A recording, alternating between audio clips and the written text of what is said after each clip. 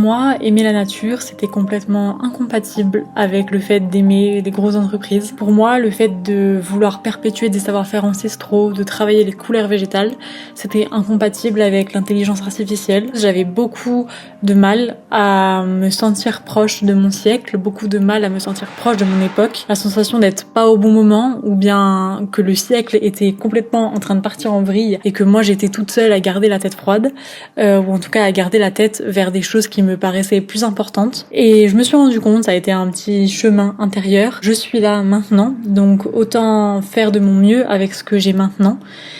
Et c'est ce que j'ai envie de partager avec vous dans cette petite vidéo.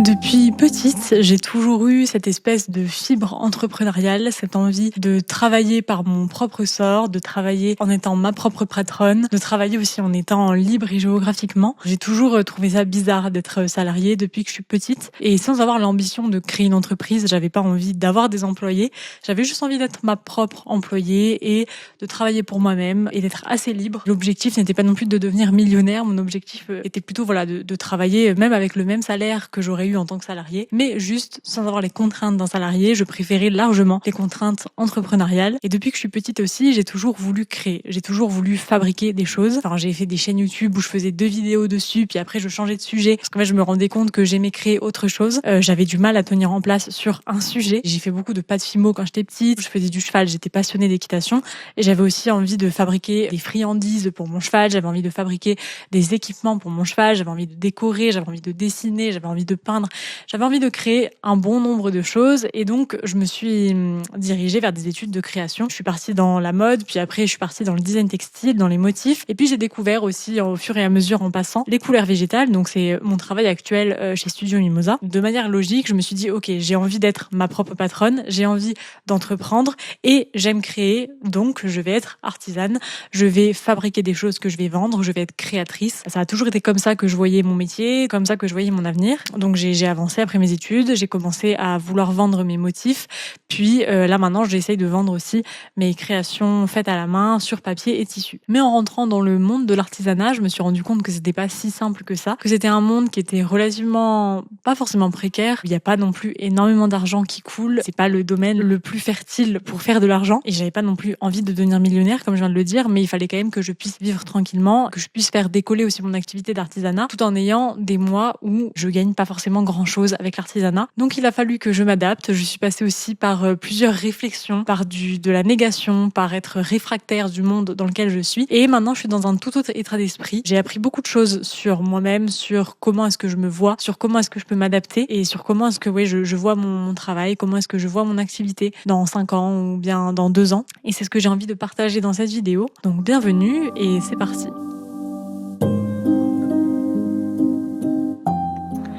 Et donc en commençant à choisir l'artisanat comme voie de travail, je suis petit à petit rentrée dans ce monde-là où j'ai découvert des artisans, j'ai découvert des artistes, et au-delà de ça, j'ai aussi découvert les prix du marché, j'ai aussi découvert ce qu'on y vendait, ce qu'on y vendait moins, j'ai aussi découvert qu'il y avait beaucoup de précarité quand même, qu'il y avait beaucoup d'artisans ou d'artistes qui étaient très peu connus, qui arrivaient à en vivre mais qui étaient quand même assez justes sur les fins de mois. Et donc en fait, ça m'a beaucoup travaillé. Puis je comprenais pas, il y avait plein de choses que je comprenais pas en fait quand je voyais par exemple l'artisanat en France, comment est-ce qu'il était regardé, quand je voyais que quelque chose était fait main, que les prix gonflaient comme si c'était devenu une denrée rare qui allait disparaître. En fait, je sentais que l'artisanat était en train de disparaître. Et en même temps, il y a eu l'émergence vraiment forte de l'intelligence artificielle. Beaucoup de personnes ont commencé à l'utiliser pour des visuels, pour des dessins, pour des musiques, pour des voix, bref, pour tout ce qu'on peut utiliser actuellement avec l'IA. Et donc en fait, ces deux choses mélangées m'ont complètement fait me renfermer sur moi-même et me renfermer dans l'idée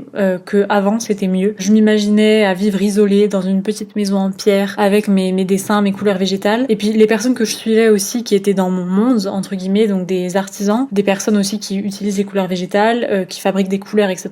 J'avais l'impression qu'il y avait aussi cette graine-là en eux de vouloir vivre un peu en autarcie, sans vouloir exagérer. C'était des gens qui étaient en société, mais qui avaient quand même le sentiment qu'ils vivaient un peu en dehors, un peu à côté du siècle, un peu à côté de l'époque. Et donc j'ai voulu suivre cette trace. Je me suis beaucoup mis ça dans la tête.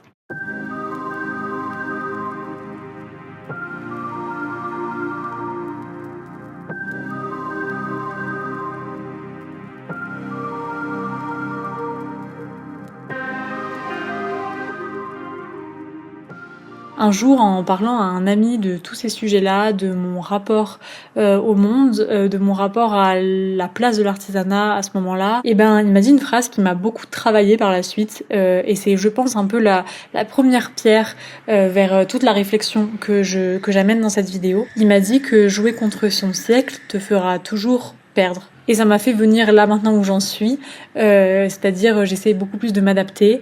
J'ai accepté que l'intelligence artificielle c'était un outil, que c'était un outil qui était même génial sur plein de points. J'ai accepté aussi de me diversifier, d'accepter de faire du montage vidéo, de trouver des aspects créatifs sur d'autres zones que par exemple la couleur végétale.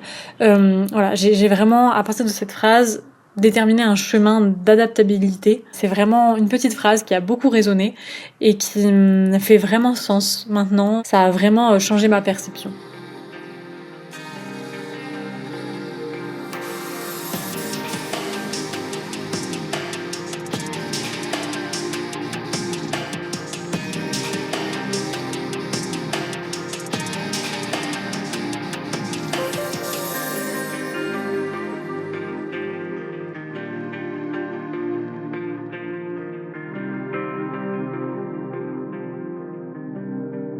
Et mieux adapter son activité, ça veut pas dire se déconnecter complètement de ce qu'on aime, de ce qui nous anime, de ce qu'on a envie de faire profondément. Comme je le disais au début de la vidéo, cette envie de créer, cette envie de créer des choses, de fabriquer quelque chose qui n'existe pas, et pas dans le sens que ce soit révolutionnaire, mais j'ai besoin de façonner la matière.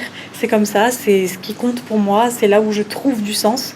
C'est pas le seul endroit où je trouve du sens, mais c'est quand même un endroit où j'en trouve beaucoup. Et l'objectif, c'est pas de se déconnecter complètement, parce que l'idée, c'est quand même d'avoir un métier qui me plaît, d'avoir un métier qui me parle, d'avoir un métier auquel je trouve du sens, pour que je puisse me lever le matin. Donc voilà, l'idée, c'est vraiment pas du tout de se déconnecter de ce qui est important pour nous, de ce que nous aimons, mais plutôt d'avoir l'intelligence de s'adapter. Et c'est d'ailleurs en m'adaptant que je vais réussir à être plus indépendante, à avoir un travail d'indépendant, à ne pas être salariée, parce que si je m'adapte pas du tout, si je fais que ce que j'ai envie de faire sans penser au fait que ah bah non en fait ça ne fonctionne pas, ah bah non en fait ce marché-là n'existe pas, ou alors il est pas assez rentable pour moi, me permet pas de vivre, et bah dans ces cas-là j'ai juste retourné à un moment ou à un autre à une vie de salarié. Je vais devoir prendre un 35 heures, prendre un temps partiel, et au final j'aurais complètement perdu une des choses qui est ultra importante pour moi, qui est, comme je disais au début de vidéo, avoir la liberté de travailler, avoir la liberté de mes horaires. Donc c'est important de s'adapter, important de trouver des points de collision, de trouver des compromis entre ok, ce que j'aime vraiment à 100% et ce que je dois faire pour que ça fonctionne, ce que je dois faire pour que je gagne de l'argent. Petit à petit, voilà, trouver un endroit où ces deux lignes se concordent, ces deux lignes s'assemblent. Je vais potentiellement perdre un petit peu de création, entre guillemets, j'ai peut-être un petit peu de libre arbitre dans ma création, dans mon travail, mais au-delà de ça, je vais gagner en rentabilité, je vais gagner en autonomie, et c'est ça qui sur la durée va me faire tenir dans le temps et va permettre en fait que je sois indépendante. Donc c'est ultra important de réfléchir comme ça. Et puis il y a aussi une autre part que je voulais aborder, c'est vraiment le sentiment de souffler. En fait, ça fait du bien d'arrêter d'être contre. Parce que moi j'avais vraiment ce truc là, au-delà de me dire bon j'ai envie de faire comme ça, moi je pense que ça marche comme ça, il y avait ce truc aussi de mais pourquoi les gens font ça, pourquoi est-ce que les gens demandent ça, pourquoi est-ce que les gens maintenant utilisent l'IA pour ça, pourquoi est-ce que ci, est-ce que ça. En fait chaque personne a des raisons de faire ce qu'elles font, dans la limite du possible, mais même je pense que dans les pires actes on peut trouver des raisons à ça, mais sans partir là-dedans, juste en fait les gens utilisent de l'IA parce que l'IA c'est moins cher, parce que l'IA etc. Et en fait juste d'arrêter d'être réfractaire comme ça, d'arrêter de se dire non mais je comprends pas le comportement des gens, non mais je comprends pas pourquoi les gens réagissent comme ça, et de juste se dire ok, ça se passe comme ça, ce postulat est là, comment est-ce que je fais moi pour réussir à travailler, comment est-ce que je fais moi pour réussir à adapter mon activité à ces besoins-là, à ces demandes-là, et à cette époque en fait tout simplement. Ne pas non plus s'appuyer sur ses valeurs, enfin s'asseoir sur ses valeurs et se dire bon j'ai des valeurs mais le monde s'en fout alors je m'en fous. Non, mais être quand même dans une concordance avec le monde qui nous entoure, avec l'époque qui nous entoure, avec les besoins de notre siècle.